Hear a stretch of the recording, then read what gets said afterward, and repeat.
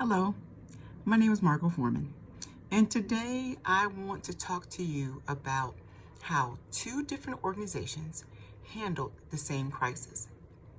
Specifically, an organization that handled the crisis in a more proactive way and one that handled the crisis in a more reactive way. The crisis we're going to talk about is the coronavirus 2019, or otherwise known as COVID-19. The organizations are governmental. We're going to talk about South Korea and the United States.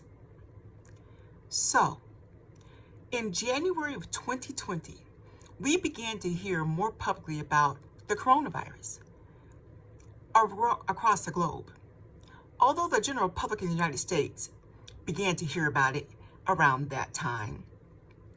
It's called COVID-19 because governmental agencies were forewarned in 2019 about the outbreak and the potential harm and the spread.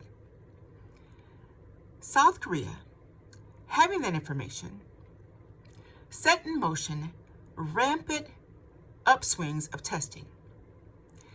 By January 3rd or so, South Korea had tested more than 261,000 people, while in March, they were testing more than 12,000 a day. In mid-March, the United States could barely push out 10 or 11,000 tests in a 2-week period of time. Tests were not readily available. Testing locations were sparse, and the ability to have confidence in how one got tested or what it meant and respond to the test was pretty cautious. South Korea, they were the first to institute drive-up testing. They not only tested those who were showing symptoms, but those who were asymptomatic. They also shut down all public-facing opportunities for folks to mingle and mix. They had mandatory quarantines, they had stay-at-home orders, and they had mandatory masking. So, we have had very sporadic and disconnected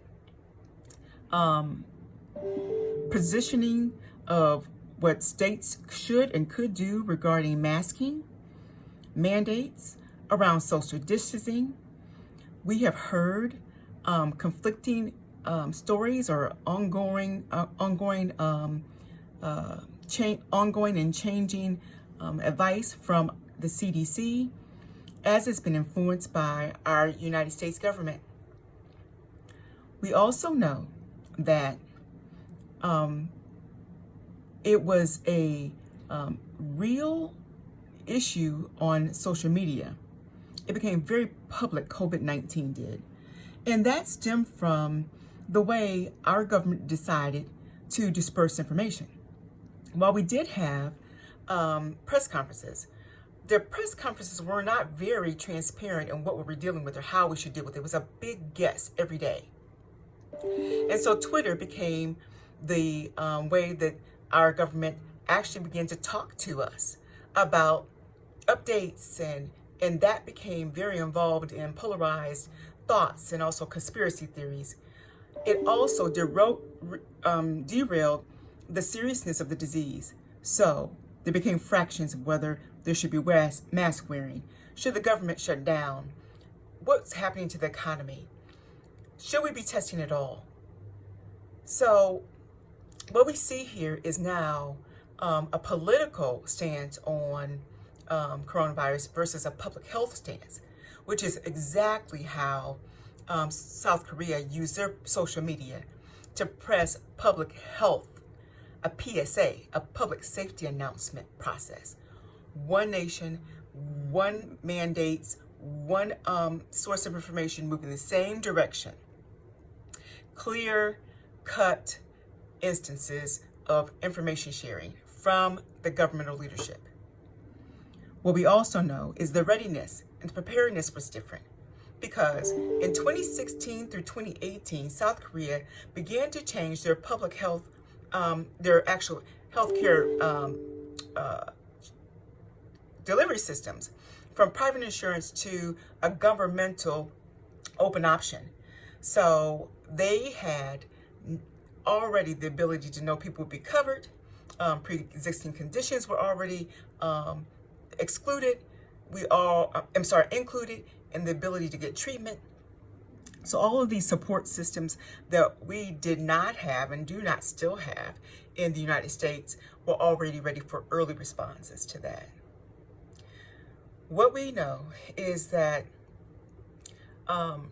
being reactive and not being transparent has not served the United States. Right now, we see the numbers growing. We're going the wrong direction.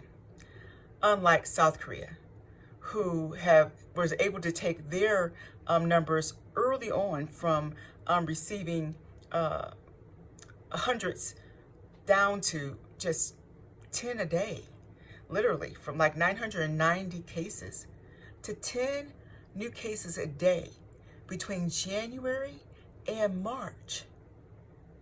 We are seeing hundreds of thousands of cases across the United States. Part of that may be very much linked to our trust in science, our private autonomy, and how we see about our human rights. But part of that is about the messaging, about the stance from our governmental agencies to either be proactive or reactive. Hopefully we will get it right. Thank you for your time, and bye.